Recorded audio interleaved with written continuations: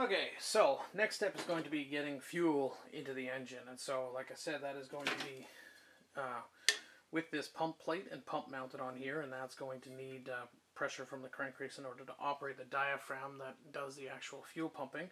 And so I've gone to Home Depot and purchased one of these, I believe it's a 3/8 MPT fitting, and the fuel line is simply going to go on there. Now, there isn't that much clearance in between there, and so I'm going to hacksaw off the top piece, but I am going to mount that vent right on the side of the crankcase here. And to do that, we will simply need to drill through there. So let's get set up with that. Alright, so I've got my 5/16 drill. I'm going to pick a spot to put it in.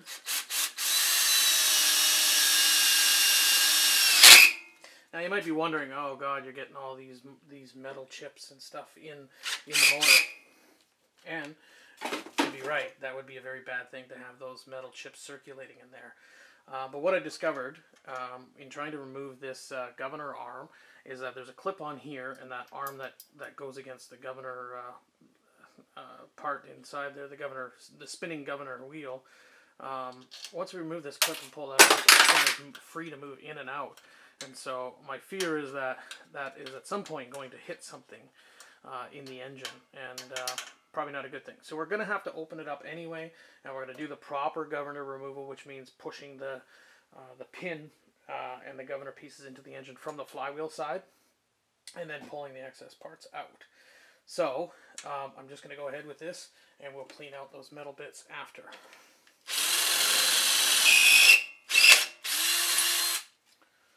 Alright, so again, that was a 5/16 bit. Clean it up smooth. Now I'm just going to tighten that into the block. Now, one thing to note, the threads on this actually taper smaller to water, so you don't want to over stress this in there. So I'm just going to slowly push this in. In fact, it's just a spray lubricant.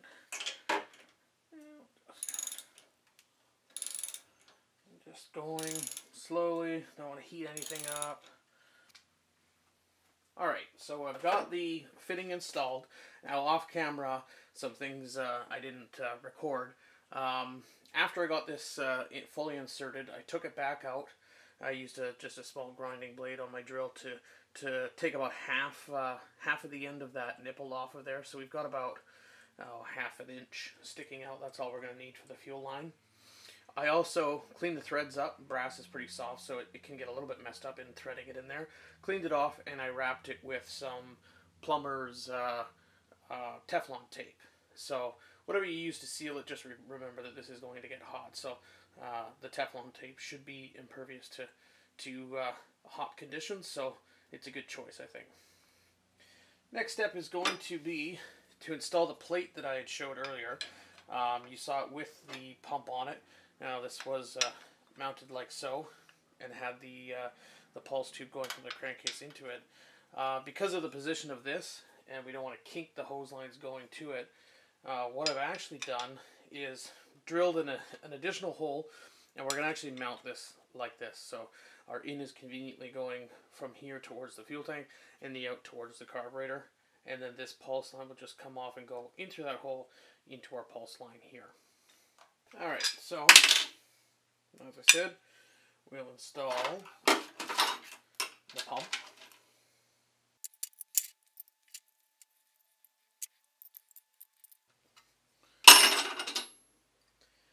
And then we'll mount the plate.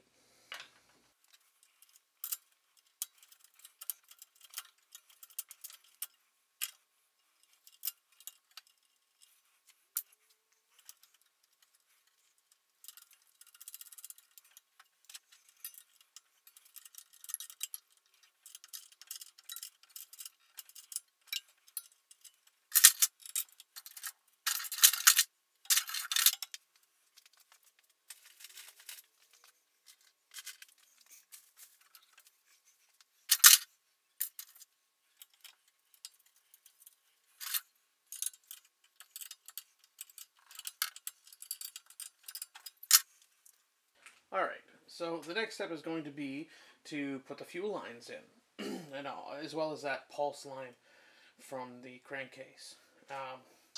So I've already got a piece of fuel line, and this actually isn't fuel line. I believe this came from Princess Auto. It's available Home Depot, those kinds of things. It's actually water line. It's not good to use it as a fuel line, but it's what I have for the moment, so I'm going to do that. Actual go-kart fuel line is significantly more expensive, but I've lined this up just nice, so it's going right on that nipple. And then I'm just going to try and do a graceful bend as possible and put it on there. You want to watch for kinks in this line, because you know, any failure for the air to be able to travel in there is going to mean a loss of pump. All right. Next step is to do a line from the out to the carb. Now, a lot of carts have an out going you know, simply that, right from the out on the pump to the in on the carb. Now, the problem with that is that when the float bowl is full, it shuts off, and that pump keeps pumping, and that quickly wears out the diaphragm in the pump. So what I've devised is an arrangement like this, and essentially what it is a T, and you'll see this on all of the professional racing carts, or the ones that are set up correctly anyway. And what this does is go from the out, so install that on the outlet of the pump, and you'll take zap straps after all of these are installed and zap them down so that they fit proper. If you have new fuel line and actual, you know, karting specific fuel line, it's going to all go on very nicely and seal very nicely. I'm just using what I've got available here, so make sure I cinch it down. This T was also from Home Depot. It's a 1/4 inch waterline T, but it is of material that will be safe for the fuel. And then this side goes right to the carburetor. Just work that on there. Again, give enough space for a zap strap. Try to work that around so it's not interfering with the throttle there. So we're good there. Now this line goes from that T down, and where the seat eventually is positioned will go from here, and that goes to our return on the fuel tank here. The second line is going to go to the input or inlet on that fuel pump. Is going to route down in the same fashion as that return line and into the fuel system pickup. So you in fact have 2 fuel lines going from the tank to the pump or to the engine. Now, do you need that? I would recommend it. You can get away with only the one going in and then the one going out, but that would be the recommended setup there.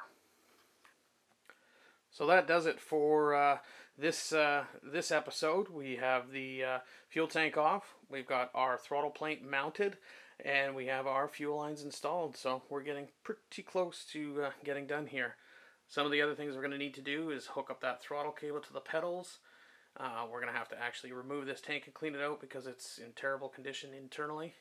And then we are going to mount the filter back, remove the governor, and we are going to clean out all the pieces of metal that fell in the engine, and then we're going to fill it back with full of oil, remount it, and hopefully be karting soon after that. Thanks for watching.